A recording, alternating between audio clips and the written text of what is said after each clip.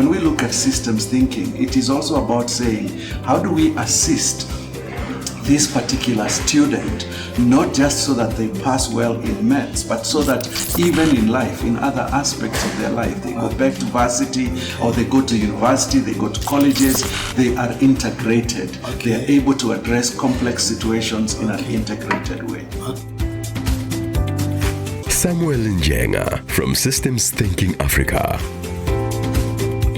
This morning I'm with Njenga, the founder of Systems Thinking Africa, who specializes a lot on systems thinking. Good morning, Mr. Njenga. Good morning, Mr. Robinson. Yes. Now, thank you very much for joining us this morning. I know you for many years, running systems thinking. You used to do it even for our students that were in different universities. How do you think systems thinking can, integrate with our ProMaths program? Thank you, Mr. Mabitsela. I think the first thing is to understand what is systems thinking. Yes. Systems thinking sees itself coming from an alternative to mechanistic thinking. Mechanistic thinking is where we just look at things in isolation. Okay. So we try to solve a problem, but we do it in isolation without realizing what is the impact on the other areas. Okay. So systems thinking says, let's look at how we solve problems in an integrated way. Okay. Now, if I go back, you said we started a long way back, right from the beginnings of early years of Kutlwanong, and we had ProMaths and talking about students. Yes. And we realized how you can be having an impact on one aspect of a student's life, like for example, maths, yes. but what impact is that having on other areas of their life? And I think what I have loved with the work that you have been doing so far is to look at how do we integrate not just maths, but sciences, but also life experiences of the student. Okay. So when we look at systems thinking, it is also about saying, how do we assist this particular student, not just so that they pass well in maths, but so that even in life, in other aspects of their life, they go back to varsity or they go to university, they go to colleges, they are integrated. Okay. They are able to address complex situations in an integrated way. Okay. Yeah. Now, we start with our learners, as early as grade 10. Which, level or intervention that you think we can bring the systems thinking part of it? The good thing with systems thinking is that it's a life program. It's a life course. Okay. So it can be introduced to students as early as grade 5, grade 1. Oh, okay. So because it is really around how do you solve problems in an integrated way. Okay. So for example, how do I make, a student could be performing poorly in maths, yes. but it may be because there's other problems in other areas. Okay. And if we address the problems in other areas, it starts to impact on how they are performing in terms of their confidence levels. Okay. Some of us came from backgrounds where we were told you're not good in maths is hard.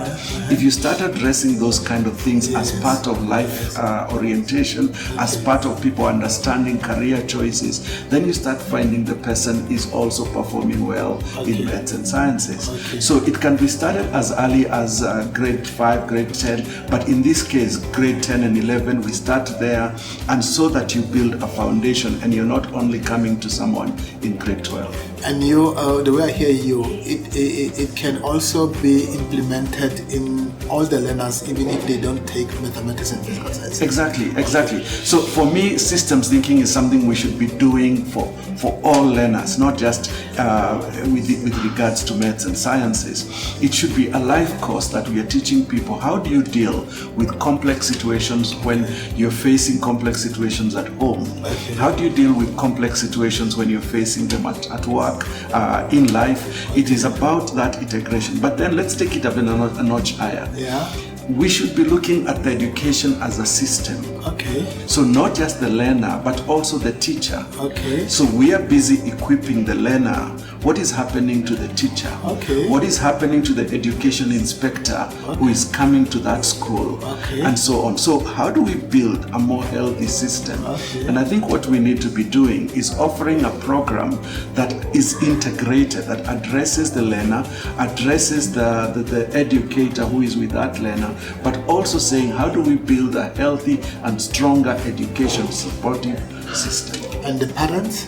The parents as well. Okay. That's also an interesting one, because as we have worked in our work with students, you start working with students and then you discover that it is not the kind of issues they are raising also are around how they are treated by their parents, what's happening at the home front.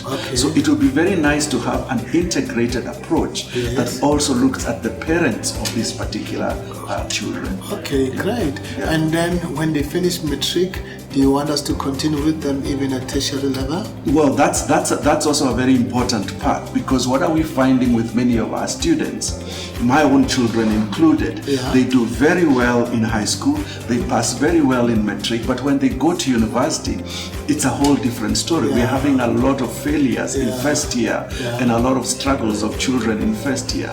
And what is missing is a lack of integration. I keep saying our education system is failing us at tertiary level because it is not speaking to where the children are by the time they come, especially black children. They are coming into these institutions, they are finding a completely different and foreign environment. So that's where we need to also be getting them, so that post-ProMaths, post-Kutlwanong, we are able to get these students in a way that helps them to understand university life, understand what career choices they are, understand life choices even about relationships, about their friends, understand what are the obstacles that are hindering them from performing well at universities. Let me mention something here, Mr. Mabitela. Universities are responding to first years failing. How are they responding? They are creating units to support first years who are failing without asking why are first years failing in the first place. So that's where we need to say, how do we help the students to understand the environment of the university so that even beyond ProMaths, beyond Kutlwanong, beyond matric, that student is a lifelong learner. I know that Systems Thinking Africa is, now benefiting, or you normally work with people who are already employed, like you would be engaging with your CEOs, your managers, and so on. And for me, sometimes it is rather too late than if we started, a little bit earlier. Your thoughts? I agree. I fully agree. Most of our work at the moment is with boards, with executives in companies, helping them with decision making. But in many times when we work with organizations like that, you will often hear the statement even from them saying, we wish we had learned this skill long ago. But this is an interesting thing, Mr. Mabitela, that children are actually born systems thinkers. If you look at a small child, the way they address their issues is in a systems way. But our education system, which was modeled around the industrial era, trains people to be mechanistic. Solve this, leave that, solve this, leave that. The teacher of maths doesn't know what the teacher of English taught. The teacher of English doesn't know what the teacher of geography taught. So the children learn in little blocks. So our education system is training our children to be mechanistic and linear. And that's the way we approach even organizational life when we become managers and organizational leaders. So I agree with you that the lower we can go, the better, so that we already start inculcating in these young people the mindset of addressing issues in a more comprehensive way. This is very exciting to be talking to Mr. Njenga, who is currently helping the University of the Business School, Henley Business School, University of Witwatersrand, and also University of Stellenbosch and University of Free State, working with postgrad students there and different corporates. Mr. Njenga, thank you very much for your time, and I wish you could become part of ProMaths so that we can help these learners as early as possible. Thank you very much. Thank you for the opportunity and what you're doing in ProMaths. Thank you, Thank you, Mr. Njenga.